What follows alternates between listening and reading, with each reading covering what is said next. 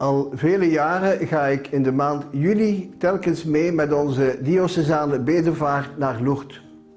Enkele honderden mensen, jongeren en zieken, volwassenen en gezinnen trekken zo elk jaar naar deze heilige plaats, waar Maria zo diep gesproken heeft tot het hart van een jong meisje. De mensen komen er uit alle delen van de wereld samen in een sfeer van vriendschap, van dienstbaarheid en van een groot geloof. Zelf ervaar ik het telkens weer als een bijzonder genadevolle tijd. Je ervaart er zeer sterk met de Wereldkerk dat God er met ons mee op weg gaat.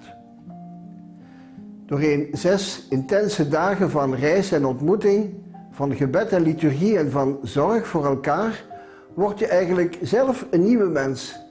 En je leert het leven nog meer te zien met de ogen van het geloof.